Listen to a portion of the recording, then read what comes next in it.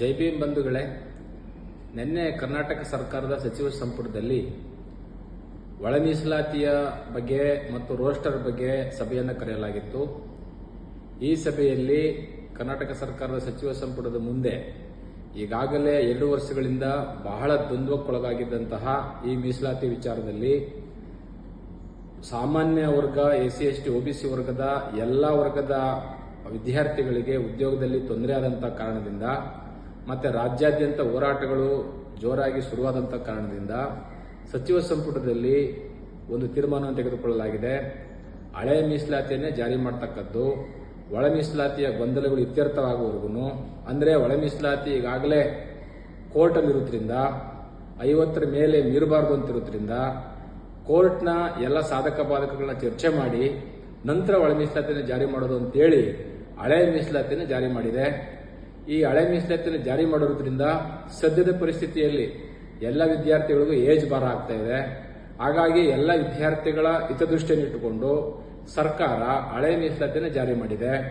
ಒಳ ಮೀಸಲಾತಿಯ ಗೊಂದಲಗಳಿರುವುದರಿಂದ, ಒಳ ಮೀಸಲಾತಿಯು ಈಗಾಗಲೇ ರೋಸ್ಟರ್ನಲ್ಲಿ ಗೊಂದಲ ಮತ್ತು ನೇಮಕಾತಿಗಳಲ್ಲಿ ಗೊಂದಲ ಇರುವುದರಿಂದ, ವಿಶ್ವವಿದ್ಯಾಲಯಗಳಲ್ಲಿ ಗೊಂದಲ ಇರುವುದರಿಂದ ಆ ಗೊಂದಲಗಳನ್ನು ಸೂಕ್ತವಾಗಿ ಪರಿಹರಿಸಿ ಮತ್ತು ಕೋರ್ಟ್ನ ಸಾಧಕ ಬಾಧಕಗಳನ್ನ ಚರ್ಚೆ ಮಾಡಿ ನಂತರ ಒಳ ಮೀಸಲಾತಿಯ ಪ್ರಕ್ರಿಯೆಯನ್ನ ಜಾರಿ ಮಾಡತಕ್ಕಂಥದ್ದು ಸರ್ಕಾರದ ಜವಾಬ್ದಾರಿ ಆಗಿರುವುದರಿಂದ ಸದ್ಯದ ಪರಿಸ್ಥಿತಿಯಲ್ಲಿ ಕರ್ನಾಟಕ ಸರ್ಕಾರ ಜಾರಿ ಮಾಡಿರತಕ್ಕಂತಹ ಏನು ಹಳೆ ಮೀಸಲಾತಿ ಇದೆ, ಹಳೆ ಮೀಸಲಾತಿಯಲ್ಲೇ ಎಲ್ಲರೂ ಸಹ ಉದ್ಯೋಗವನ್ನು ಪಡ್ಕೊಳ್ಳೋದು, ತದನಂತರ ಏನು ಒಳ ಮೀಸಲಾತಿಯ 6.5 ಇತ್ತು, ಅದು ಸಂವಿಧಾನಬದ್ಧವಾಗಿ ಕೋರ್ಟ್ನ ಆದೇಶ ಮತ್ತು ಸಂವಿಧಾನಬದ್ಧವಾಗಿ ಕೋರ್ಟ್ ತೀರ್ಪು ಏನು ನೀಡುತ್ತೋ ಆ ತೀರ್ಪಿಗೆ ಬದ್ಧರಾಗಿ ಸರ್ಕಾರ ಒಳ ಮೀಸಲಾತಿಯನ್ನು ಸಹ ಜಾರಿ ಮಾಡಲಿಕ್ಕೆ ನಾವೆಲ್ಲರೂ ಸಹ ಅದನ್ನ ಒಪ್ಕೊಳ್ತಕ್ಕಂಥ ಸ್ಥಿತಿಯನ್ನು ಈಗಾಗಲೇ ನಾವು ಒಂದು ತೀರ್ಮಾನಕ್ಕೆ ಬಂದಿದ್ದೇವೆ.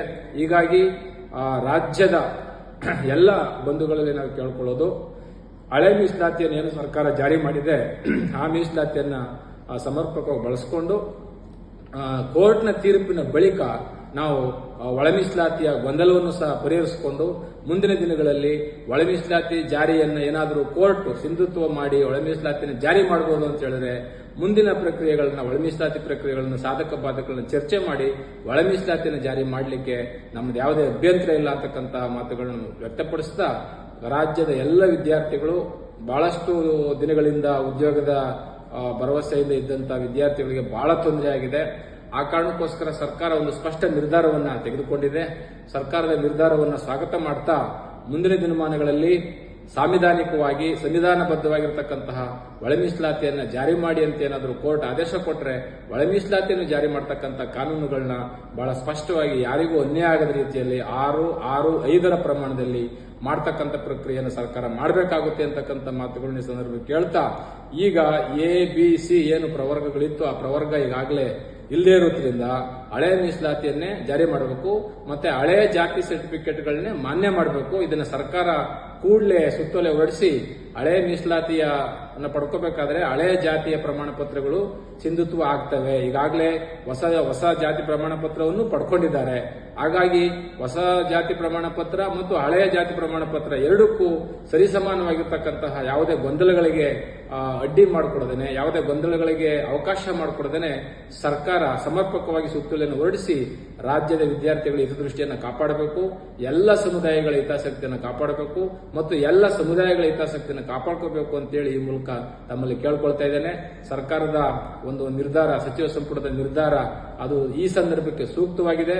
ಮುಂದಿನ ದಿನಗಳಲ್ಲಿ ಸಂವಿಧಾನಬದ್ಧವಾಗಿರತಕ್ಕಂಥ ಕೋರ್ಟ್ನ ತೀರ್ಪನ್ನು ಪರಿಗಣಿಸಿ ನಾವೆಲ್ಲರೂ ಸಹ ಒಳ ಮೀಸಲಾತಿಗೆ ಸಕ್ರಿಯವಾಗಿ ಅದನ್ನು ಸಮಾನವಾಗಿ ಪಡ್ಕೊಳ್ಳೋಣ ಅಂತಕ್ಕಂಥ ಮಾತುಗಳನ್ನ ಈ ಸಂದರ್ಭಕ್ಕೆ ಕೇಳ್ತಾ ಇದ್ದೇನೆ. ಜೈ ಭೀಮ್, ಜೈ ಭಾರತ್.